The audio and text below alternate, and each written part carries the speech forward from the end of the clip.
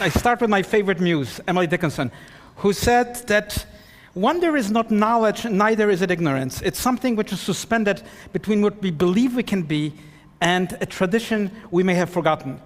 And I think when I listen to these incredible people here, I've been so inspired, so many incredible ideas, so many visions, and yet when I look at the environment outside, you see how resistant architecture is to change.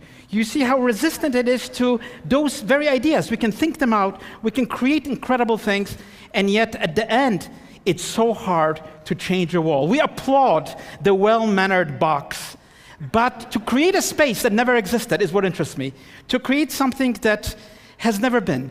A space that we've never entered except in our minds, in our spirits. And I think that's really what architecture is based on. Architecture is not based on concrete and steel and the elements of the soil. It's based on wonder. And that wonder is really what has created the greatest cities, the greatest spaces that we have had. And I think that's indeed what architecture is. It is a story.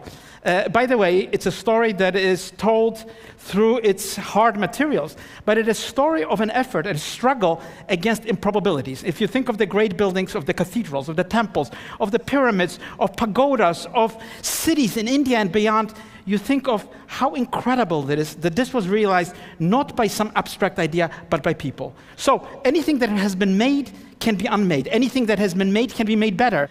There it is, the things that I really believe are of importance in architecture. These are the dimensions that I like to work with. It's something very personal. It's not perhaps the dimensions appreciated by art critics or architecture critics or city planners, but I think these are the necessary oxygen for us to live in buildings, to live in cities, to connect ourselves in a social space. And I therefore believe that optimism is what drives architecture forward. It's the only profession where you have to believe in the future. You can be a general, a politician, an economist who is depressed, a musician in a minor key, a painter in dark colors, but architecture is that complete ecstasy that the future can be better, and it is that belief that I think drives society. And today, we have a kind of evangelical pessimism all around us, and yet it is in times like this that I think architecture can thrive with big ideas, ideas that are not small. Think of the great cities.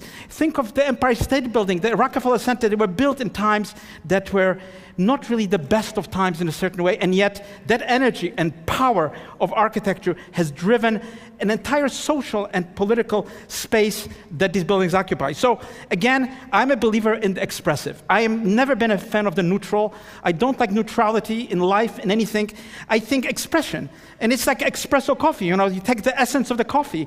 That's what expression is. It's been missing in much of the architecture because we think architecture is the realm of the neutered, the realm of a kind of a stage that has no opinion, that has no value. And yet, I believe that it is the expression of the city, expression of our own space that gives meaning to architecture. And of course, expressive spaces are not mute. Expressive spaces are not spaces that simply confirm what we already know.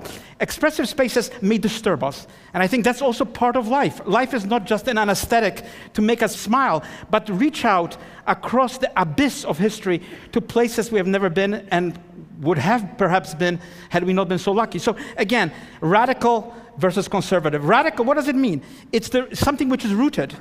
Something which is rooted deep in a tradition. And I think that's what architecture is. It's radical. It's not just a conservation in formaldehyde of dead forms.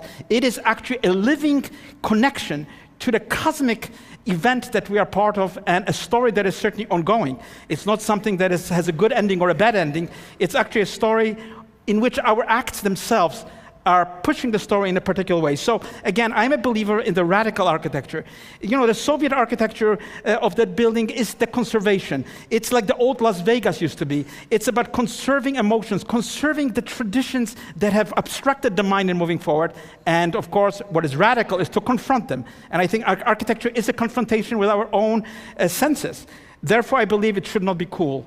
There's a lot of appreciation for the kind of cool architecture. I've always been an opponent of it. I think emotion is needed. Life without emotion would really not be life. Even the mind is emotional. There is no reason which does not take a position in the ethical sphere, in the philosophical mystery of what we are. So I think emotion is a dimension that is important to introduce into city space, into city life. And of course, we are all about the struggle of emotions. And I think that is what makes the word wondrous place. And of course, the confrontation of the cool, the unemotional, with emotion is a conversation that I think cities themselves have fostered. I think that is the progress of cities. It's not only the forms of cities, but the fact that they incarnate emotions, not just of those who build them, but of those who will live there as well. Inexplicable versus understood. You know, too often we want to understand everything, but architecture is not the language of words. It's a language, but it is not a language that can be reduced to a series of programmatic notes that we can verbally write. Too many buildings that you see outside that are so banal tell you a story, but the story is very short, which says, we have no story to tell you. So the important thing, actually, is to introduce the actual architectural dimensions, which might be totally inexplicable in words, because they operate in proportions, in materials, in light. They connect themselves into various sources, into a kind of complex vector matrix that isn't really frontal, but is really embedded in the lives and in the history of a city and of a people. So again, the notion that a building should just be explicit, I think, is a false notion which has reduced architecture to banality. Hand versus the computer. Of course, what would we be without computers? Our whole practice depends on computing. But the computer should not just be the glove of the hand. The hand should really be the driver of the computing power, because I believe that the hand, in all its primitivism, in all its physiological obscurity, has a source.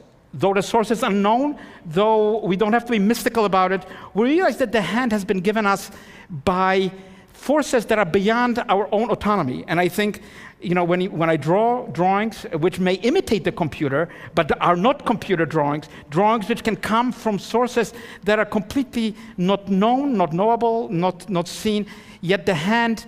And that's what I really, to all of you who are working, how can we make the computer respond to our hand rather than the hand responding to the computer? I think that's part of what the complexity of architecture is. Because certainly we have gotten used to the propaganda that the simple is the good.